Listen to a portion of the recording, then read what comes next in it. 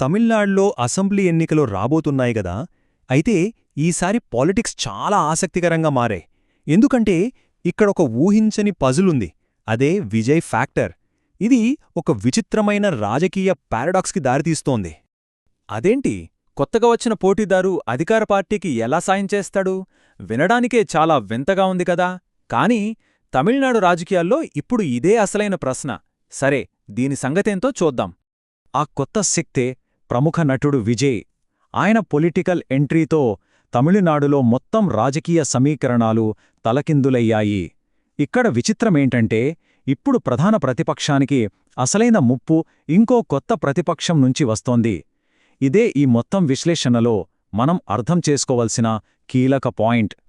ఈ పజిల్ని సాల్వ్ చేయాలంటే ముందు మనం తమిళనాడు పాలిటిక్స్ బేసిక్స్ అర్థం చేసుకోవాలి.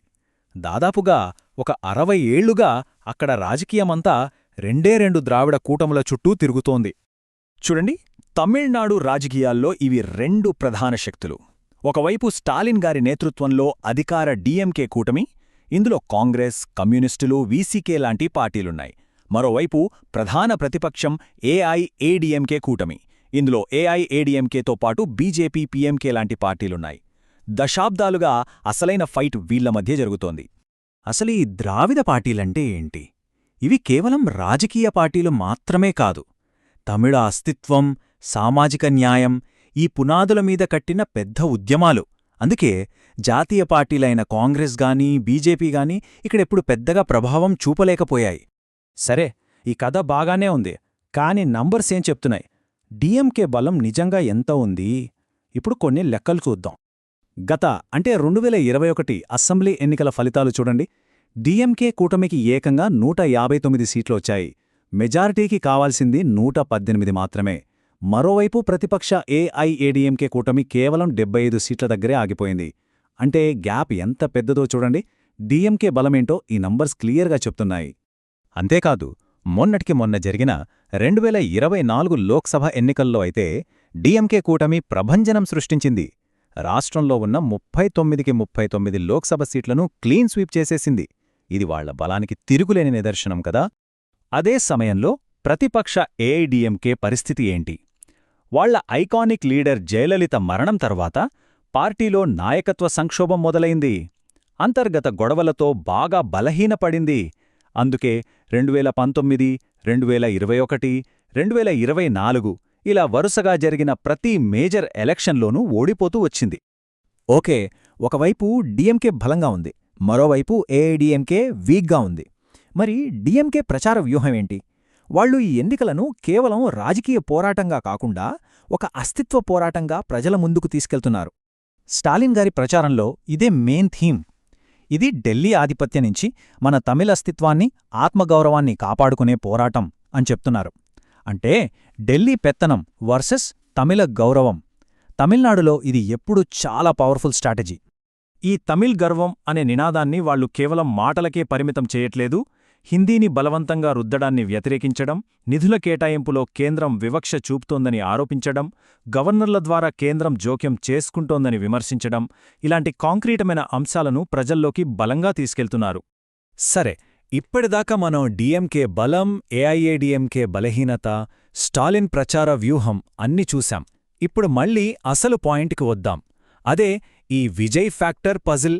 దీన్ని ఎలా సాల్వ్ చేయాలి? ఇక్కడే ఓట్ల విభజన అనే లాజిక్ పనిచేస్తుంది.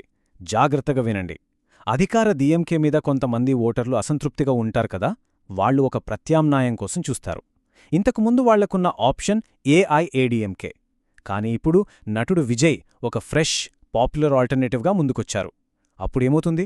ప్రభుత్వం మీద కోపంగా ఉన్న ఓట్లు ఏఐఏడీఎంకేకి వెళ్లకుండా విజయ్ పార్టీ వైపు కొన్ని వెళ్తాయి. అంటే ప్రభుత్వ వ్యతిరేక ఓటిప్పుడు ఏఐఏడీఎంకే, విజయ్ పార్టీ మధ్య చీలిపోతుంది. కానీ డిఎంకే కోర్ ఓట్ బ్యాంక్ మాత్రం చెక్కుచెదరకుండా ఉంటుంది. ఫలితంగా తక్కువ ఓట్లతో అయినా డిఎంకే సులభంగా గెలుస్తుంది. ఇదే ఇక్కడ ఉన్న అసలైన పారాడాక్స్. అయితే ఈ ఓట్ల విభజన అనేది ఏదో థియరీ కాదు. ఈ స్క్రిప్ట్ను మనం మన పక్క రాష్ట్రంలోనే ఇదివరకే చూశాం. దీనికి చరిత్రలో ఒక పర్ఫెక్ట్ ఉదాహరణ ఉంది. 2009లో ఉమ్మడి ఆంధ్రప్రదేశ్లో జరిగిన ఎన్నికలు గుర్తుందా?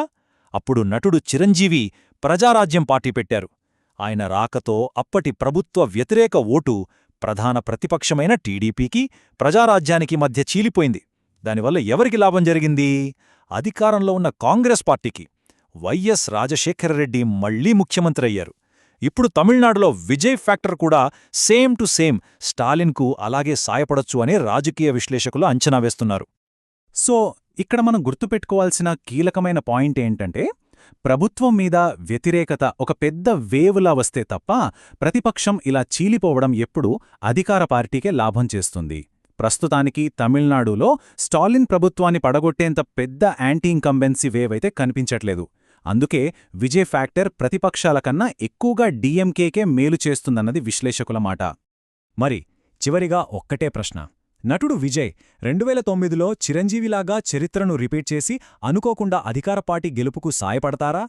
లేక అందరి అంచనాలను తలకిందులు చేస్తూ తమిళనాడు రాజకీయాలకు ఒక సరికొత్త స్క్రిప్ట్ రాస్తారా?